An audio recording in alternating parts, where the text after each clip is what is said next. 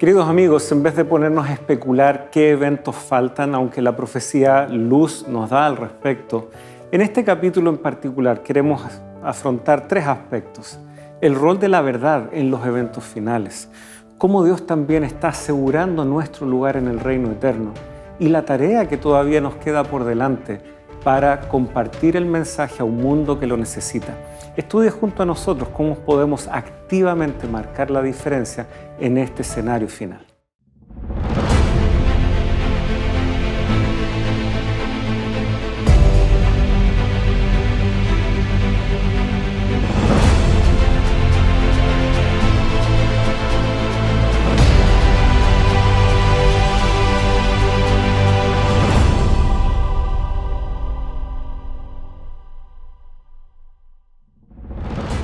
Compra la verdad y no la vendas. Adquiere sabiduría, disciplina e inteligencia. Proverbios, capítulo 23, versículo 23. Queridos amigos, ya estamos en la lección 12, lo que significa que este es nuestro penúltimo encuentro dialogando sobre esta temática que nos ha acompañado durante esta temporada, este conflicto que existe, y sin duda a esta altura ya hemos entendido de que es muy solemne la invitación a elegir sabiamente en qué ámbito, en qué bando vamos a estar una vez que todo esto llegue a su resolución. Y vamos justamente a estudiar este tópico, cuáles serán los eventos, los acontecimientos que estarán ocurriendo hacia el fin de la historia de este mundo, tal como la palabra de Dios lo presenta. Y damos la bienvenida una vez más al pastor Sergio. Ha estado con nosotros todos estos capítulos y hoy no será la excepción, sin duda, para la alegría, me imagino, de muchos de ustedes. Así que, pastor, gracias como siempre, un estar placer. con nosotros. Un placer acompañar lecciones de la Biblia y poder tener estos momentos de interacción con nuestros amigos a través de la transmisión de Nuevo Tiempo y también en las redes que este programa queda. Así es. Así que vamos a hacer lo mismo que solemos hacer, queridos amigos. No queremos jamás perder ese hábito de invitar la presencia de Dios, la conducción de su Santo Espíritu en este diálogo, en este estudio. Acompáñenos. Señor, gracias por nuevamente el privilegio, la bendición de ser desafiados a ir a tu palabra. Será en este tiempo tal vez lo único que marque la diferencia entre la verdad y el error. Ayúdanos, Señor, a veces confiar en nuestra intuición, a veces confiar también en el consejo de alguna persona cercana que sabemos tiene nuestro bienestar como su principal interés. Pero por sobre todo, ayúdanos a confiar en tu palabra. Que en este diálogo tengamos mayores y mejores razones por las cuales hacer esto, pero por sobre todo que la influencia de tu Santo Espíritu nos traiga esta clara convicción. Lo pedimos en el nombre de Jesús. Amén. Muy bien, los acontecimientos finales de la Tierra, este es el nombre que de alguna manera marca una pauta para el diálogo en base a lo que la guía de estudios propone. Nosotros sin duda tenemos ya a nuestro haber todo lo dialogado en los capítulos previos, así que sin duda estos acontecimientos están dentro del marco de un conflicto, dentro de una disputa respecto a la adoración, como ya vimos recientemente, y por lo tanto se asoma algo que naturalmente alguien podría preguntar: ¿cómo sé yo quién tiene la razón? Porque ambos bandos, si lo queremos llamar así, presentan ciertos argumentos. Ya habíamos visto en un capítulo anterior cómo Dios dijo: el día que de él comiereis, moriréis. Satanás dice diametralmente lo contrario. O sea, pareciera de que hay una batalla por nuestra decisión, por tal vez nuestros pensamientos, y Satanás no le da lo mismo finalmente en qué estamos creyendo. Así que aquí se asoma una pregunta muy natural: ¿qué es la verdad en todo esto? ¿Será que hay algo objetivo que determina lo correcto o lo incorrecto en medio de este conflicto? Bueno, en este tiempo de tanta relatividad, en estos tiempos posmodernos donde hay que ser políticamente correcto, ¿no es cierto? Y respetarnos todos, lo cual es valorable, está bien. Suena un poquito impopular decir que hay una verdad. Objetiva. Una verdad objetiva, que no todos pueden tener razón, ¿no? Porque a veces hablamos de tu verdad, mi verdad. Ah, esto está bien para ti, funciona para ti, esto funciona para mí, ¿no? Entonces, cada uno es feliz con su verdad. Sin embargo, aquellos que creemos en Dios y en su palabra, nos damos cuenta de que no puede ser así. Si Dios existe, si Dios se ha revelado a través de su palabra, tiene que haber una verdad objetiva.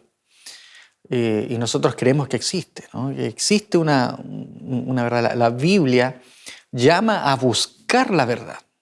Por ejemplo, en Proverbios capítulo 23, versículo 23 dice: compra la verdad y no la vendas, la sabiduría, la enseñanza y la inteligencia.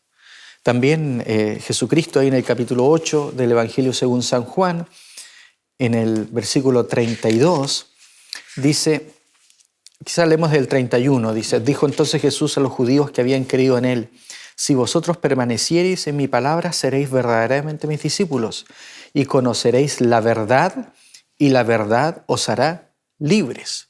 Noten ustedes que Jesús invita a judíos que tenían otro background distinto. O sea, obviamente conocían las Escrituras, pero tenían una interpretación errada de las Escrituras en muchos aspectos. Jesús los invita a conocer la verdad, a salir del error para poder conocer la verdad.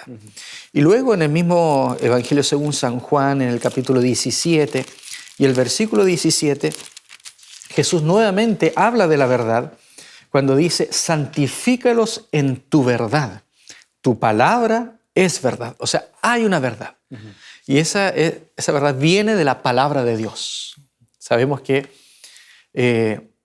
si Dios es un ser personal, que creó esta tierra, que diseñó este universo y este mundo, que nos creó con ciertos propósitos y ciertos objetivos, hay una verdad que nosotros debemos buscar, que debemos procurar para poder conocerlo mejor a Él. Ahora, algunas personas pueden decir: bueno, entonces la salvación o mi destino final en cuanto al gran conflicto depende del conocimiento que yo tenga, del conocimiento que yo acepte como verdad. No es el conocimiento el que nos salva, porque el conflicto no se trata solo de conocimiento, sino que del poder conocer y relacionarnos bien con Dios. A veces nosotros pensamos que ser una buena persona es suficiente en este mundo. Uno visita a la persona y dice: ¿por qué usted no se acerca a Dios, a la iglesia? No, yo soy una buena persona, ¿no? Diosito me entiende, yo tengo mi forma de pensar y con eso me es suficiente. Bueno, de acuerdo a la palabra de Dios, no es tan así. Porque hay un conocimiento que Él quiere que nosotros tengamos para poder relacionarnos mejor con Dios. Muchas veces el conocimiento que nosotros podemos adquirir, si es equivocado, nos va a hacer vivir bajo falsos conceptos, falsas presuposiciones, y por lo tanto podemos, como estudiamos hace 2 lecciones, podemos estar quizás, si no conocemos, por ejemplo, el tema de los estados de los muertos, nosotros pensamos que estamos hablando con un ser querido que ha fallecido, pero en realidad estamos hablando, según lo que la Biblia nos dice, con un demonio. Entonces, por eso es importante conocer lo que Dios dice para poder comprender los engaños de Satanás y poder relacionarnos bien con Dios y salir victoriosos en el conflicto. No es el conocimiento en sí que nos salva, pero sí el conocimiento nos da a conocer a Dios. El conflicto se trata acerca de conocer a Dios para poder relacionarnos bien con Él. Y ese conocimiento de Dios es a través de conocer la verdad que viene en Dios, ¿no? Hay una verdad que Él quiere transmitir, comunicarse para que podamos nosotros sobrellevar bien esta vida y podamos conocerlo bien y podamos también adquirir la vida eterna que Él quiere darnos. Tal vez introducir una analogía aquí. Pareciera que tú estás describiendo un conocimiento respecto a una verdad que está bien orientado, ¿no es cierto? Mientras la orientación sea la correcta, siempre habrá una mayor profundidad respecto a esa verdad que uno va a tener. Y aquí viene la comparación. Un bebé, cuando recién nace, dicen los especialistas, tiene el punto focal, sus ojos todavía les cuesta enfocar, pero de manera muy natural, a una distancia de unos 20 centímetros, él ya enfoca bien. Que casualmente es más o menos la distancia de cuando uno lo tiene arrullado aquí y el bebé se empieza a familiarizar con el rostro de la madre y del padre. Ya está familiarizado con la voz, ya hay claros indicios de que incluso en el vientre, en esos últimos meses o semanas de gestación, él ya reconoce las voces, él reacciona a los estímulos externos. Todo eso le va permitiendo conocer y conocer verdaderamente quiénes son sus padres. Pero nadie podría alegar de que ese niño va desarrollando cada vez una comprensión más profunda porque está orientado a sus padres, ¿no es cierto? Luego ese niño también hasta llega a entender de que sus padres no son perfectos. A una cierta edad uno es el héroe de los hijos, después tal vez el hijo va descubriendo de que tenemos también nuestras falencias, pero sigue con la orientación correcta. Ellos son mis padres y esa relación incluso toma una dimensión más profunda cuando padre e hijo o padre e hijo, madre y todas las combinaciones posibles pensando en una familia nuclear, ¿no es cierto? Cuando eso se respeta, ¿no es cierto? Y el hijo entiende de que las luchas de sus padres también serán sus luchas cuando él a su vez forme su familia y se va enriqueciendo, o sea, porque está correctamente orientado. Y yo creo que con Dios no es distinto lo que tú describías. Esa relación con Él no nos deja en una ambigüedad, no, hay cosas concretas que vamos conociendo de Dios. Y sin embargo, esas cosas concretas que en algún momento fueron como el ABC nomás de nuestra fe, después ya vamos armando palabras, frases, vamos articulando parte de nuestra historia, usando las mismas palabras que antes, las mismas letras que antes eran solo el ABC, pero es cada vez más profundo. Mientras nosotros nos orientemos correctamente, sin duda habrá una profundidad mayor respecto a esta verdad.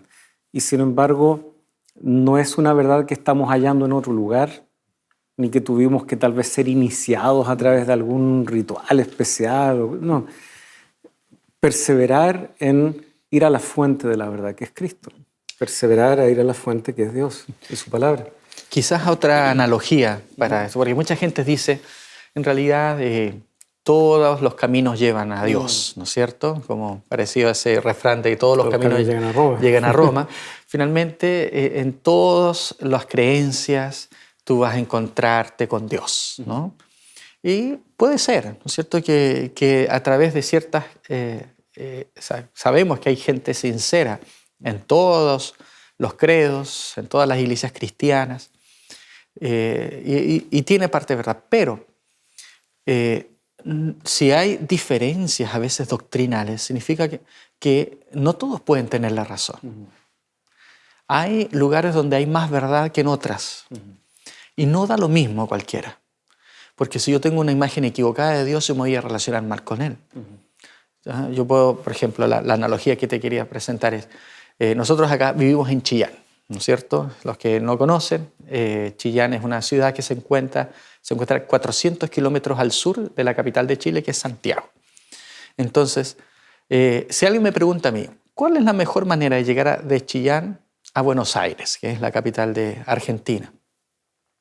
Entonces, yo puedo ir a un lugar y me dice, mire, yo cuando vine de Buenos Aires, a mí me trajeron, ¿no es cierto? Pasamos por el sur, por Bariloche, Osorno, por allí nos fuimos y después fuimos para allá, ¿no es cierto? Un camino bonito, así que, ¿ya? Y claro, es un camino posible, pero ¿es el camino más rápido, más directo? No. Si yo quiero irme más directo, yo podría tomar incluso un avión, ¿ya? En vez de darme esa vuelta. O si quiero ir por tierra, ¿no es cierto? Puedo ir por Santiago, etcétera, ¿no? O sea, puedo llegar tal vez, pero voy a llegar tarde, voy a llegar más allá quizás de lo planificado, con un gasto más excesivo al que debería haber hecho, etc. Y por eso también es importante conocer la verdad. Es verdad que hay gente buena y sincera en todos lados y que tiene un conocimiento de Dios suficiente como para que Dios los salve. Y el Señor nos dice que eso va a ser así.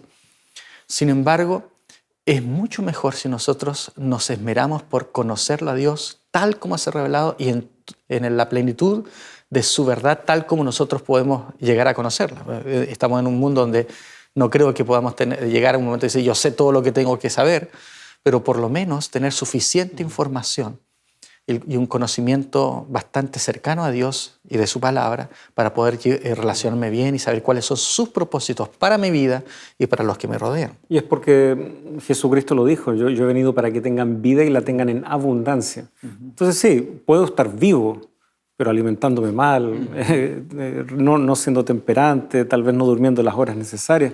No es una vida abundante, pero una vez que sé cómo alimentarme mejor, cómo cuidar mi cuerpo, cómo organizarme mejor en mis tiempos, sin duda que mi calidad de vida es mejor. Y el conocimiento, la verdad, sin duda ayuda en aquel aspecto. Pero claro, no lo podemos mantener solo al nivel de conocimiento, ¿verdad? Porque si no, bueno, los científicos nos tendrían una tremenda ventaja, claro. O quienes leen más tal vez tendrían una cierta ventaja, que ciertamente lo hay. Pero este es otro tipo de sabiduría, es una sabiduría y es un conocimiento que nos lleva a una experiencia, ¿no? Justamente que nos acerca a una persona, como meditábamos justamente al inicio de este diálogo. Sí, quizás es bueno también recordar que esa verdad que estamos hablando, que es la manera en que Dios se da a conocer, y él se ha dado a conocer a través de su palabra. Por eso es tan importante la Biblia, ¿no? Porque decimos, bueno, ¿por qué tanto el estudio de la Biblia, ¿no? Lecciones de la Biblia? Porque Dios se ha dado a conocer. Dios ha mostrado cuál es la verdad. Y Dios se ha preocupado de que ese conocimiento que nos llegue, esa información acerca de Él que nos llegue, sea lo más confiable y lo más fidedigna posible. Por eso dice el apóstol Pablo ahí en su segunda carta, apóstol Pedro, perdón, sí. Segunda carta, la segunda carta universal de Pedro, capítulo 1, versículos 16 al 21, dice, porque no os hemos dado a conocer el poder y la venida de nuestro Señor Jesucristo siguiendo fábulas artificiosas, sino como habiendo visto con nuestros propios ojos su majestad. Pues cuando Él recibió de Dios Padre, honra y gloria, le fue enviada desde la magnífica gloria una voz que decía, este es mi Hijo amado, en el cual tengo complacencia. Y nosotros oímos esta voz enviada del cielo cuando estábamos con Él en el Monte Santo. Tenemos también la palabra profética más segura, a la cual hacéis bien en estar atentos como una antorcha que alumbra en lugar oscuro hasta que el día esclarezca y el lucero de la mañana salga en vuestros corazones, versículo 20. Entendiendo primero esto, que ninguna profecía de la Escritura es de interpretación privada, porque nunca la profecía fue traída por voluntad humana, sino que los santos hombres de Dios hablaron siendo inspirados por el Espíritu Santo. Por lo tanto, el apóstol Pedro lo lleva a lo personal, ¿no? Él lo escuchó, él lo vio. Y eso lo lleva a confiar en Dios, en que lo que Él les enseñó es una palabra profética segura, que ellos están transmitiendo verdad a fin de que nosotros podamos vivir una vida de plenitud como tú recién estabas señalando. Por lo tanto, alguien diría, bueno, Pedro tuvo ese privilegio, yo no. Pero la verdad es que la palabra de Dios como que nivela el terreno. Los profetas nunca hablaron egoístamente pensando, este es un secreto para mí, ¿no? Dios se los entrega a ellos para que ellos puedan mediar en esto de que finalmente la palabra de Dios llegue a todos nosotros. Y ellos comparten su experiencia sin duda de lo que fue en el caso de los apóstoles, compartir 3 años y fracción con Jesucristo. Pero ellos buscan transmitir a través de sus cartas, de las epístolas, de los propios evangelios, justamente esa vivencia para que ahora esté al alcance de todos. Y lo que conocemos de Dios finalmente, ya sea que discutamos este aspecto o este otro, debemos reconocer, viene de la Escritura. Incluso quienes quieren denostar la religión o criticar una cierta creencia, tendrán que referenciar la Escritura y por último alegar que la estamos leyendo equivocadamente, pero nunca vamos a poder pasar por alto que el punto de referencia, incluso para las discusiones, pasa por la palabra de Dios. Y por lo tanto aquí Pedro, ¿no es cierto?, levanta y dicen, esto no es solo fábula, no es solo mito o leyenda o algo que nosotros estamos caprichosamente inventando. Esto viene de esta relación y volvemos a ese concepto. Jesucristo, su persona, pero también lo que Él enseñó. Y yo creo que la verdad tiene esas dos dimensiones. Ese elemento relacional que es subjetivo, ¿no es cierto? Mi experiencia con Dios es única, es intransferible, nadie puede vivir eso por mí, pero también tiene este componente objetivo, que es lo que Jesús enseñó, que es lo que Él planteó como verdades, como proposiciones de esta verdad que yo no puedo pasar por alto. Pues bien, creo que es momento de hacer una transición y para aquello vamos a justamente marcar una breve pausa, queridos amigos, y ya estamos junto a ustedes.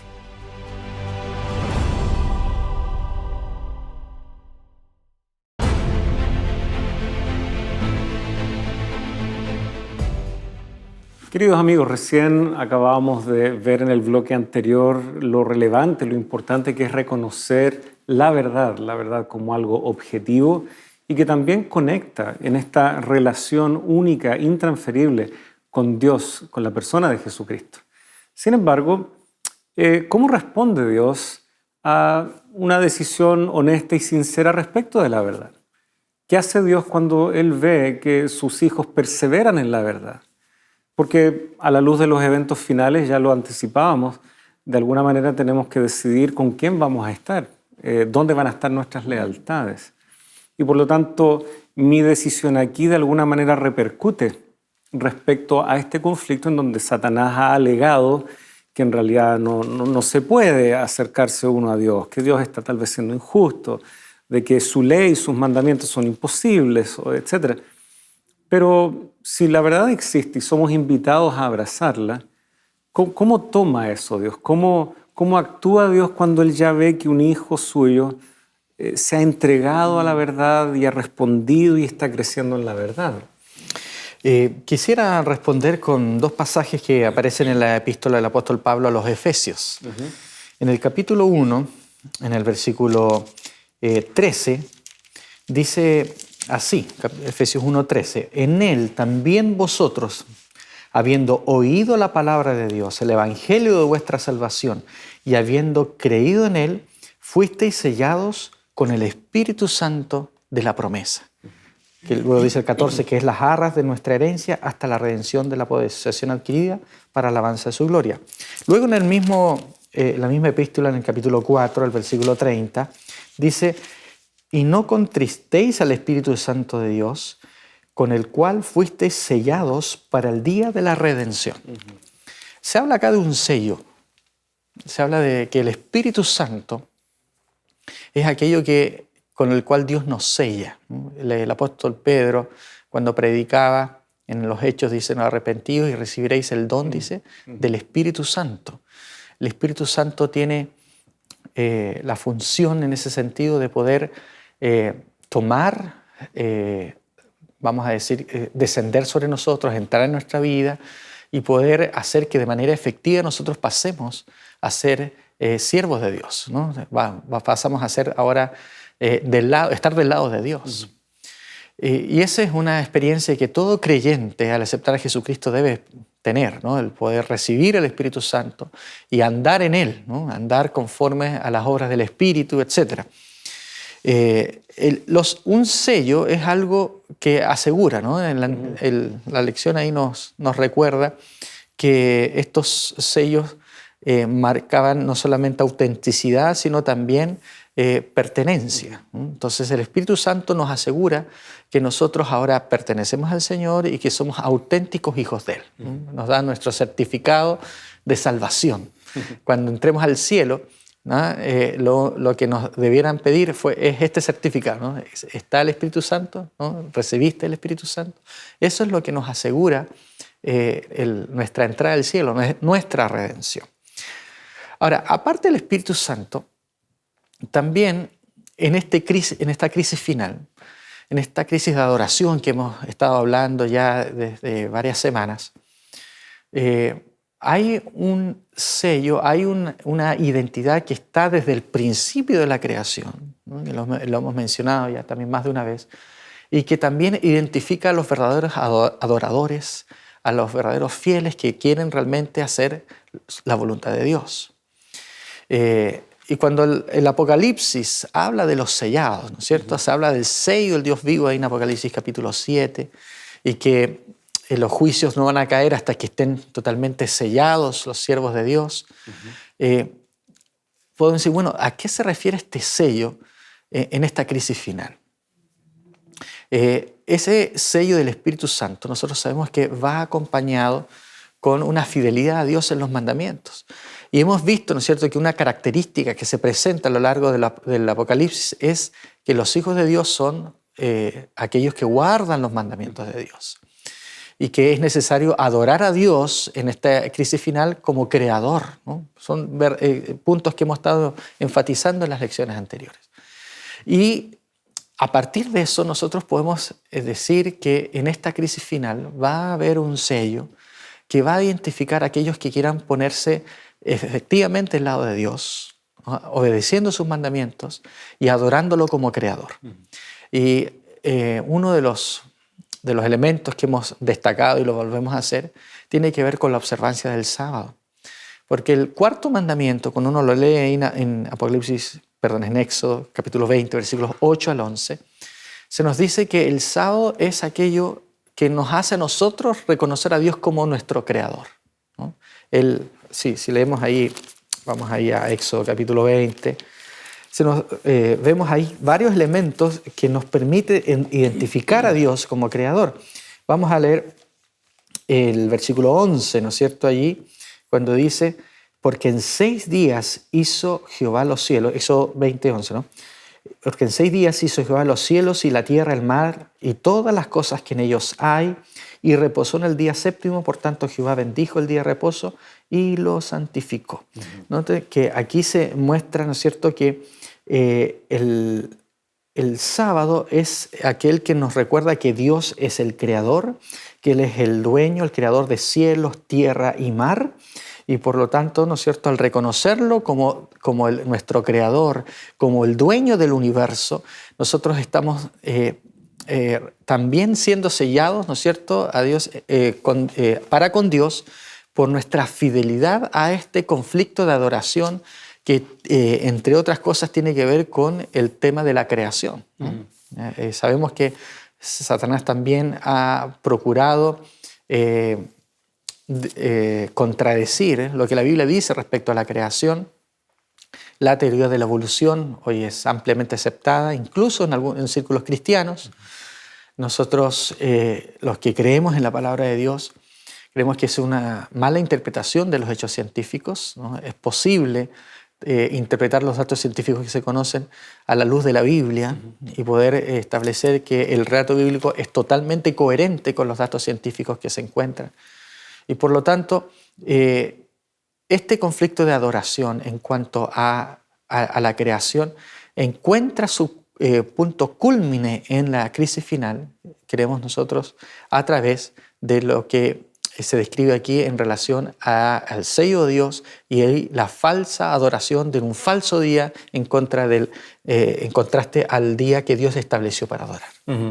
Bueno, y de hecho en el capítulo 7 de Apocalipsis tenemos esta acción del sellamiento y percibimos de que Dios está sellando con este sello del Dios vivo, dice el versículo 2. Y nos damos cuenta, y ya lo vimos cuando estudiábamos el capítulo 13, también el enemigo y esta bestia está también queriendo colocar su marca. Así que vemos un contraste muy claro aquí. Y la intención de la bestia y de la segunda bestia que quiere erigir esta imagen de la bestia es una adoración falsa también. Y veíamos ahí la noción de blasfemia que acompaña ese intento de adoración falsa. Por lo tanto, ya Dios ha tomado la iniciativa, capítulo 7, lo que está haciendo ahora Satanás es reaccionar frente a esto y plantear su alternativa fraudulenta.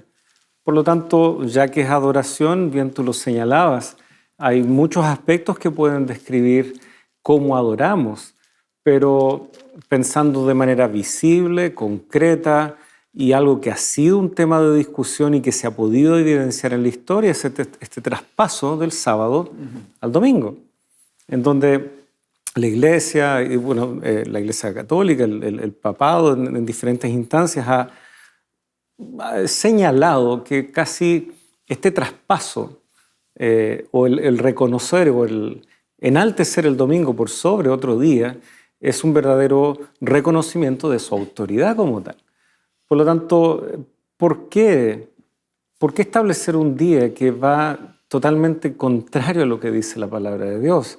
Y algunos señalan, bueno, es que el domingo es el día que Jesús resucitó. Ok, sin duda. Pero ¿dónde tengo yo un escrito está? ¿Dónde tengo un así dice el Señor que valide aquello?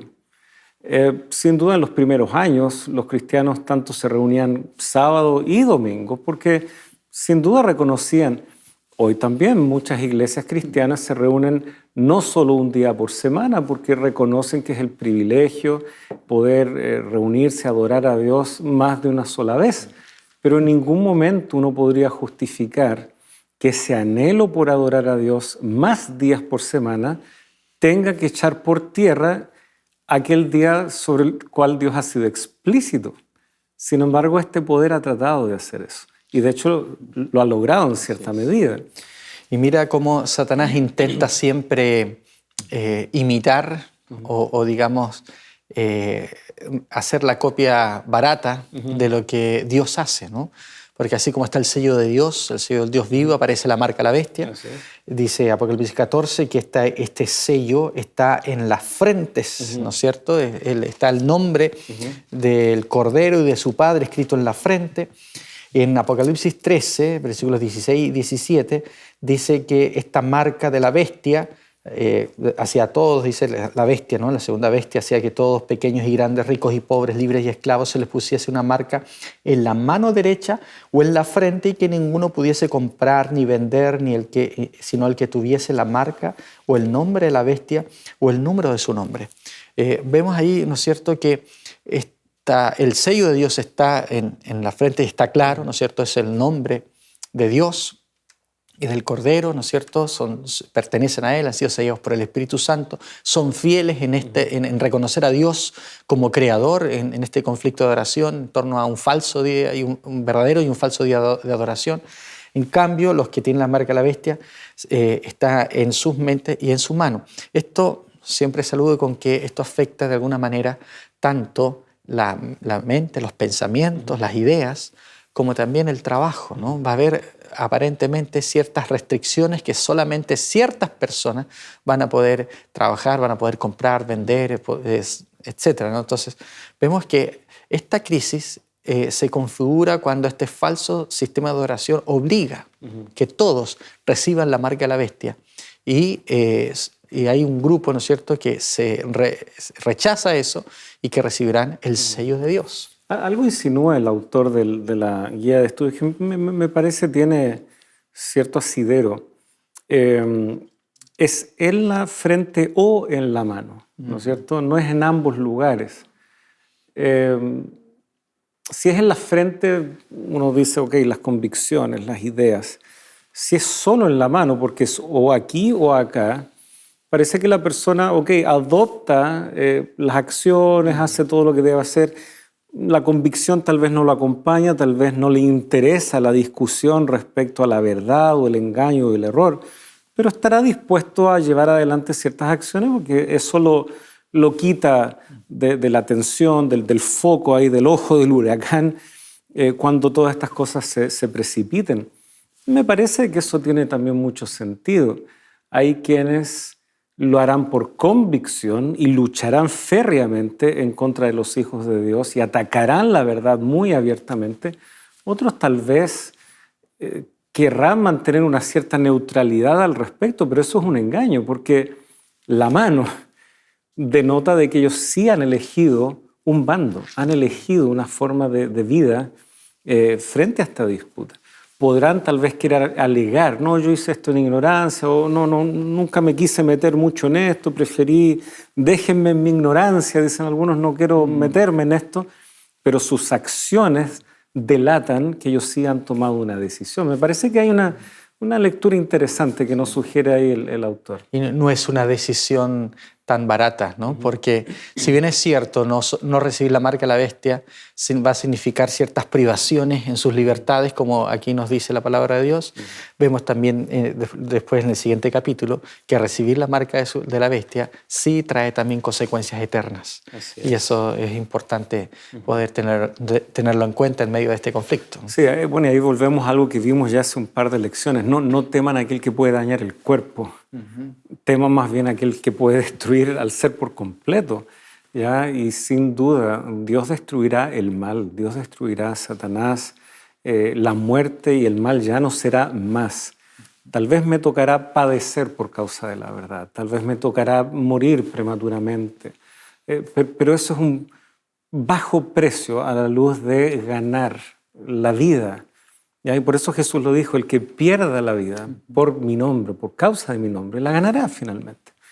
Muy bien, sin duda vale la pena ver que la verdad Dios la respalda, ¿no es cierto? No es decidir y ahora quedo a merced de los ataques del enemigo porque me he puesto de parte de la verdad. No, Dios me sella, Dios sella y me reconoce y deja eso firmemente establecido.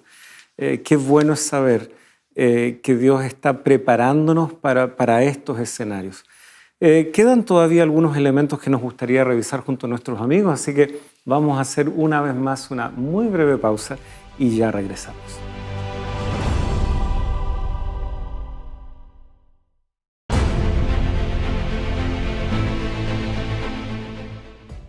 ¿Alguna vez te has preguntado cuál es el poder de la oración o cómo debes orar?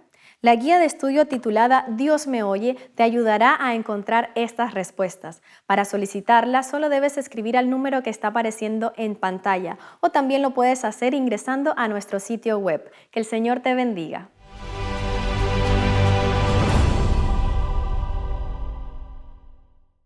Muy bien, ya estamos de regreso. Muchas gracias por seguir en nuestra sintonía y sin duda aproveche la invitación que se le acaba de extender de ser parte de la Escuela Bíblica de Nuevo Tiempo.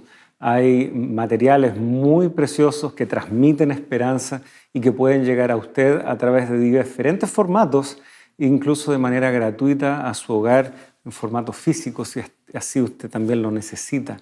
Así que no dude en ponerse en contacto y forme usted también parte de la Escuela Bíblica de Nuevo Tiempo. Hemos hablado acerca de la verdad, hemos hablado acerca de cómo Dios valida y vindica a sus hijos que han seguido esta verdad, que han respondido positivamente al relacionarse correctamente con Él. Y sin embargo, en el escenario en que estamos justamente analizando este desenlace, todavía hay una tarea que realizar. ¿Qué pasa si yo acepto la verdad? ¿Qué hago con ella? ¿La retengo, la guardo o bien la comparto? Y me parece que la Biblia justamente nos orienta en esta segunda alternativa. ¿Qué hará el pueblo de Dios en este escenario final una vez que tiene la verdad? Hablábamos al principio de esta lección de que al recibir al Señor, el Señor nos da el Espíritu Santo. Sin duda, es muy importante comprender el rol y la presencia del Espíritu Santo tanto en nuestra experiencia individual como en la experiencia de la Iglesia. El libro de los Hechos nos dice que toda la predicación por parte de los apóstoles comenzó con un derramamiento especial del Espíritu Santo. Y cuando nosotros leemos ahí en Hechos capítulo 2, ¿no? Podemos leer los primeros versículos cuando habla que están todos juntos y que viene un estruendo, ¿no es cierto?, un viento recio que soplaba, etc. Pero el versículo 4 de Hechos 2 dice, y fueron todos llenos del Espíritu Santo y comenzaron a hablar en otras lenguas según el Espíritu les daba que hablasen. Y luego, más adelante, cuando se les pide a los apóstoles, ¿no es cierto?, que expliquen lo que está pasando, el apóstol Pedro explica que este es el cumplimiento de la profecía de Joel, ¿no? El versículo 16, mientras tú buscas Joel, supongo ahí, exactamente. Sino que esto es lo que fue dicho por medio del profeta Joel. O sea, Pedro conocía las Escrituras y esto él lo ve no como una improvisación, no, él dice, no, esto las Escrituras ya lo anunciaban. En el plan de Dios esto ya estaba previsto. Exactamente. Y cuando nosotros vamos a Joel, Joel anuncia un derramamiento especial del Espíritu Santo, ¿no es cierto? Que las palabras que cita Pedro son los versículos 28 en adelante, pero yo quisiera poner atención en los versículos que están un poquito antes, cuando dice en el versículo 23, Joel capítulo 2, versículo 23, dice: Vosotros también, hijos de Sión, alegraos y gozaos en Jehová vuestro Dios, porque os ha dado la primera lluvia a su tiempo, y hará descender sobre vosotros la lluvia temprana y tardía como al principio. Aquí hay una analogía que está tomada desde la agricultura. Dios promete que al pueblo de Israel le dará lluvia temprana y lluvia tardía. Para un pueblo que dependía mucho de su actividad agrícola, esto era muy importante. Si uno visita los lugares bíblicos, las tierras bíblicas, se da cuenta que son lugares bastante áridos, bastante desérticos. Y uno de los problemas que históricamente han tenido los habitantes de esa tierra es la falta de agua. Por eso es muy importante que ellos puedan aprovechar cada agua que cae y que viene de distintas fuentes, ¿no? Y las lluvias son muy importantes. Y en el caso de Israel, Dios dijo que esas lluvias iban a ir directamente relacionadas con su fidelidad a Él, ¿no? Y Dios les promete que vendría la lluvia temprana y la lluvia tardía, ¿no? La lluvia temprana y la lluvia tardía son las lluvias que comienzan la temporada de lluvias y que terminan las temporadas de lluvias. Que en el caso de Israel comienza, ¿no es cierto?, las lluvias a principios del mes de septiembre, octubre, ¿no es cierto?, el otoño del hemisferio norte, hasta el mes de marzo, abril, que es ya la primavera en el hemisferio norte. Acá en el hemisferio sur es lo contrario, depende en qué parte del mundo esté, es la lluvia temprana y la lluvia tardía, pero que marca todo un proceso de crecimiento y desarrollo para que pueda venir la cosecha. Cuando en el libro de los Hechos el Espíritu Santo es derramado, podemos decir que ahí se está cumpliendo la lluvia temprana.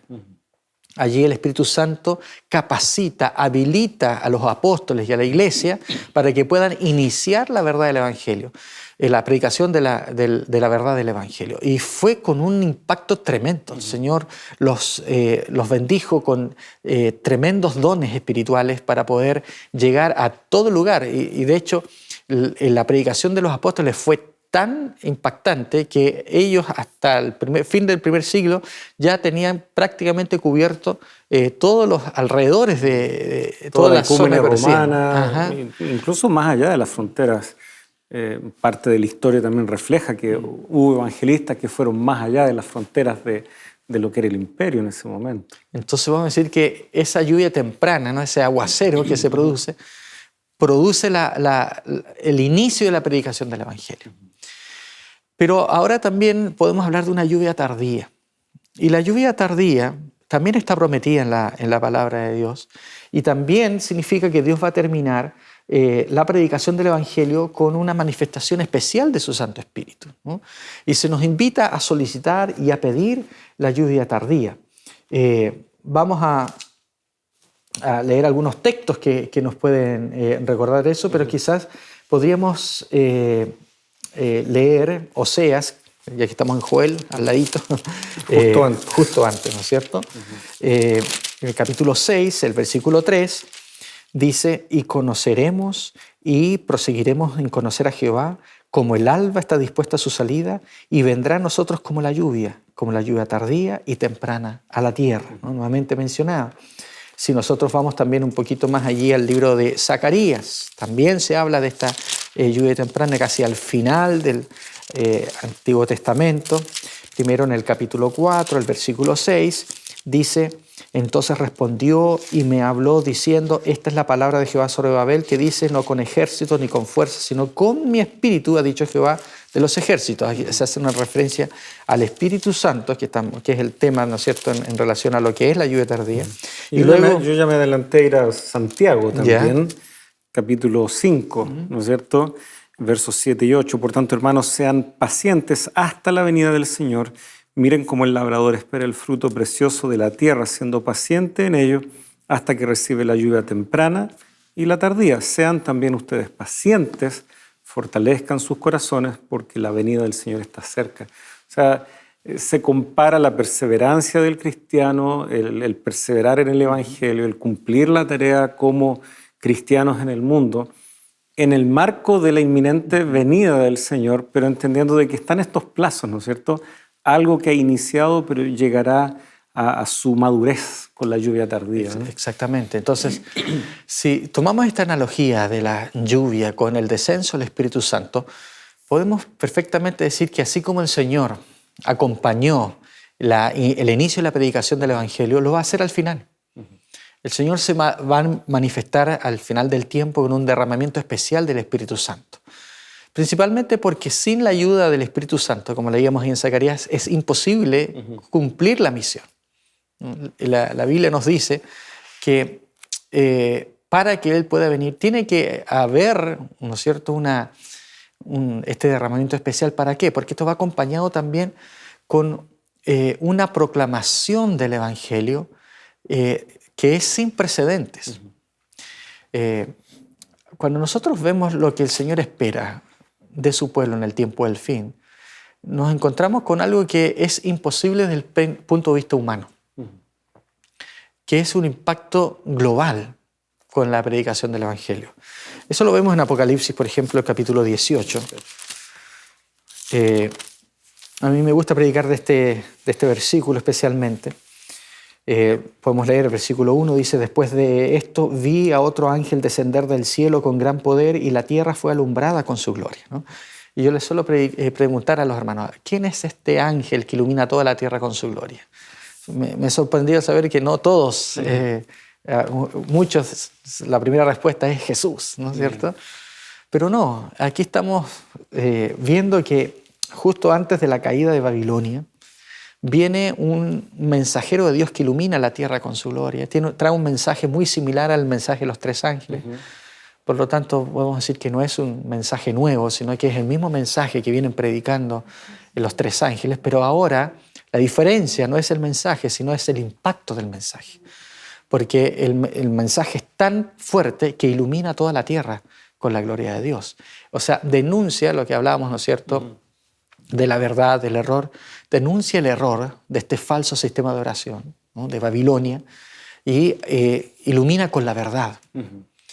Este momento en que el Espíritu Santo desciende sobre el pueblo de Dios, lo capacita para poder iluminar la tierra, generalmente nosotros lo reconocemos como el último fuerte pregón.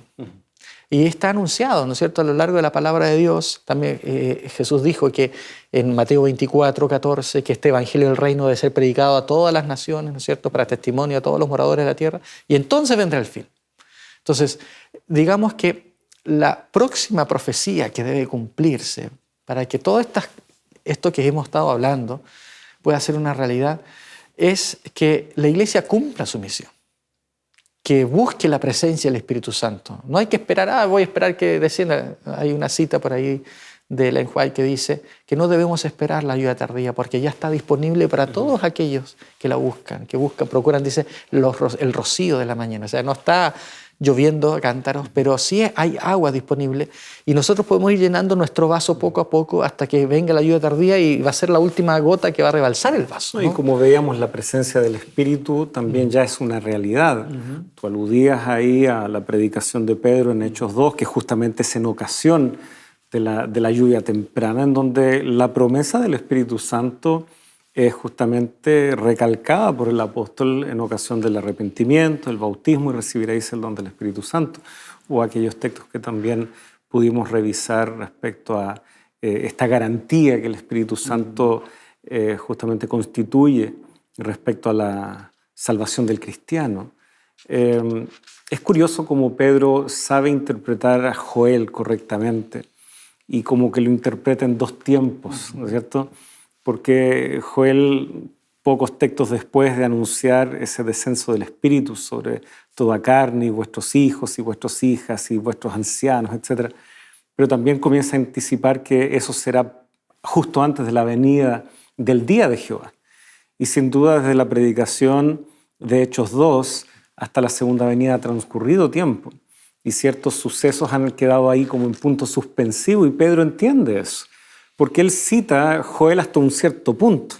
No habla todavía ya Pedro para su tiempo sobre la inminencia de la segunda venida, pero queda muy claro que Apocalipsis nuevamente va recogiendo esto y va anunciando que ahora sí el momento está llegando para este último mensaje que ha de iluminar la tierra, y precedentes en el mismo libro de Apocalipsis para entender de que un ángel surcando los cielos puede referirse a la tarea del pueblo de Dios. Ya lo tenemos en el mensaje a las iglesias, en donde se escribe al ángel de cada iglesia.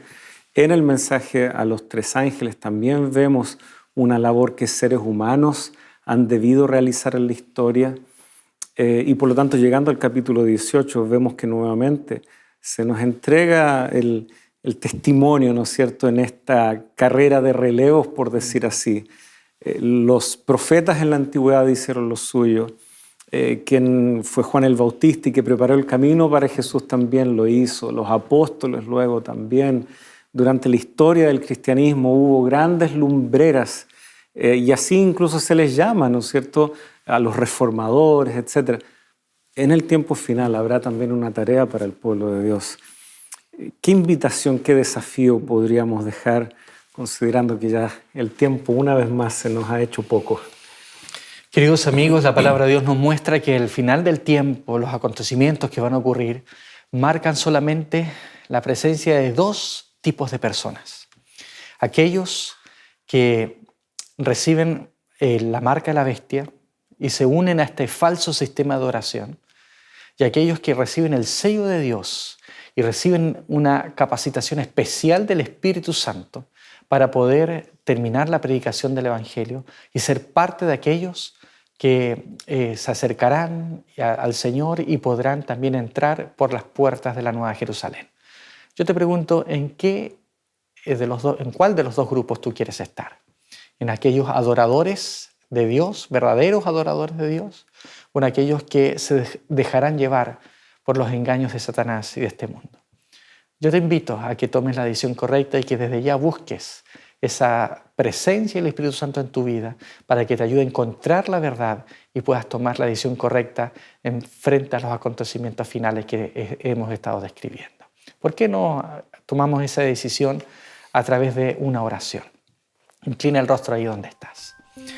Querido Dios, amante Padre, una vez más, podemos ver que tu palabra nos arroja luz a nuestras vidas para poder comprender cuál es tu voluntad, cuál es tu verdad, de qué manera podemos acercarnos, Señor, a tener una relación directa, concreta contigo, Señor.